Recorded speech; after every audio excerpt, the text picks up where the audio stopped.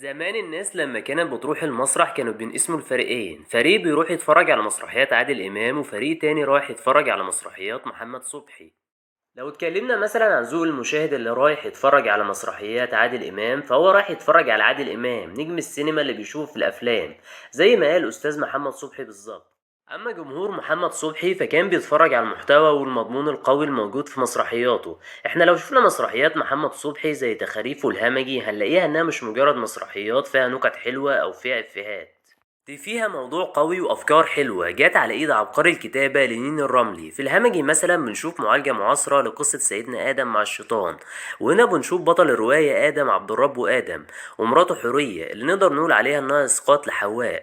بنشوف تحدي بين الملائكة والشياطين، وبيقرروا الملائكة ان هم يعملوا تجربة عشان يختاروا انسان فاضل ما بيكدبش ولا بيفتن ولا بيخون. الموضوع في تخاريف مختلف لأن الرمل هنا اتكلم عن فكرة الأحلام، بس السؤال الأساسي اللي مسرحية تخاريف أكدته هو الإنسان بيجري ورا أحلامه ولا بيجري ورا سرابه. مقدمة الفيديو النهاردة كانت طويلة شوية، طبعا انتوا بتسألوا دلوقتي ايه علاقة اللي أنا بقوله ده بمسرح مصر، جاي لكم في الكلام.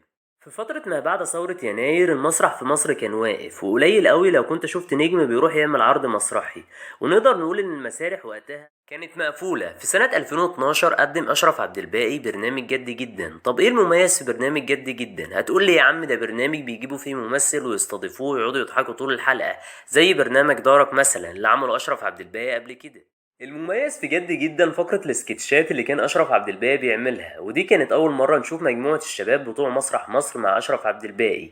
السكتشات كان فيها أفكار حلوة وكرياتيف، زي مثلا سكتش الأحلام والفهلوة والجاسوس. بعد نجاح برنامج جد جدا جت سنة 2013، وهنا قرر أشرف عبد الباقي إنه يقدم لينا نوع جديد من المسرح، وانضم له في المشروع ده مجموعة من الممثلين الشباب اللي كانوا لسه في بداية مشوارهم الفني. ومن هنا كانت البداية لأحسن فرقة مسرح في الفترة الحديثة، تياترو مصر. قدمت الفرقة أول مسرحيتها بعنوان وإسلاما على قناة الحياة. مسرحية وإسلاما اللي قدمتها الفرقة كانت معالجة ساخرة للفيلم المشهور وإسلاما، وقدم أشرف عبد الباقي فيها دور الشيخ سلامة اللي بيروي لنا أحداث القصة من أول المسرحية لآخرها. ونقدر نقول إنها كانت بداية مبشرة لجيل جديد من الكوميديا، ومع الوقت زادت عروض تياترو مصر، وعرض ورا عرض الجمهور كان بيزيد. لو اتكلمنا عن أكتر واحد تألق في الموسم الأول والتاني من مسرح مصر فطبعا لازم نقول علي ربيع. في الفترة دي علي ربيع كان هو نجم العروض، وناس كتير كانت بتحضر المسرحيات عشان تشوف ربيع بس. كاريزما ربيع وحضوره على المسرح خلاه نجم الموسم الأول والتاني من تياترو مصر بلا منازع. مع انتهاء الموسم الثاني من تياترو مصر حصلت مشكلة بين أشرف عبد الباقي وقناة الحياة. قرر بعدها أشرف عبد الباقي إنه ينفصل عن قناة الحياة ويقدم الموسم الجديد مع قناة ام بي سي مصر، وكمان بيغير اسم الفرقة وبيخليها مسرح مصر. مع بداية الموسم الثالث من مسرح مصر برزت موهبة مصطفى خاطر بشكل كبير. نقدر نقول ان مصطفى خاطر في الموسم ده كان هو نجم العروض. قدر مصطفى خاطر خلال المسرحيات اللي شارك فيها في الموسم الثالث من مسرح مصر انه يقدم كاركترات مختلفة وحلوة. مين فينا مثلا محبش شخصية عم شكشك؟ بسبب نجاح شخصية شكشك قدمها مصطفى خاطر 3 مرات في مسرح مصر. ناس كتير حبت شخصية عم عزت القديم اللي قدمها في مسرحية فرصة تانية، وشخصية مواني الغبي اللي جه منها الإفيه الأشهر له أنا كلب فلوس. من خلال الشخصيات اللي قدمها مصطفى خاطر قدر انه يظهر موهبته الكبيرة في التجسيد، وكمان يلفت انظار الجمهور له. مع صعود نجم مصطفى خاطر في الموسم الثالث علي نجم حمدي المرغني. لو اتكلمنا عن احسن 3 مواهب في مسرح مصر فنقدر نقول ان التوب 3 في مسرح مصر علي ربيع وحمدي المرغني ومصطفى خاطر. كوميديا حمدي المرغني مختلفة عن كوميديا مصطفى خاطر وربيع.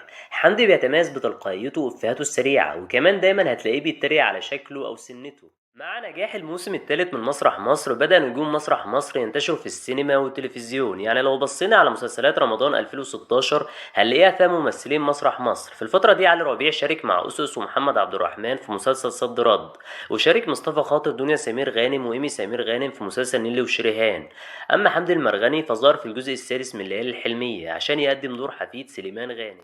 مع نجاح مسرح مصر موسم ورا موسم في ناس كتير اعترضت على مسرح مصر وكمان هاجمته، وفي ناس تانية شافت ان ده مش مسرح اصلا، زي محمد صبحي اللي شاف ان مسرحيات مسرح مصر هي مجموعة سكتشات بتتقدم على المسرح او سهرات تلفزيونية مسرحية.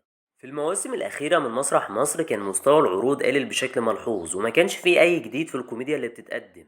وقتها بيجيبوا نكت من السوشيال ميديا عشان يضحكوا او يتنمروا على بعض. دي من اكتر الحاجات اللي ما عجبتنيش في مسرح مصر، ودي من الحاجات اللي كانت زايده قوي في اخر عروضهم. بس سواء اتفقنا ما اختلفنا مسرح مصر كانت تجربه حلوه في الكوميديا المصريه. قدر اشرف عبد الباقي من خلالها انه يقدم لينا مجموعه من اقوى كوميديانات الجيل الحالي.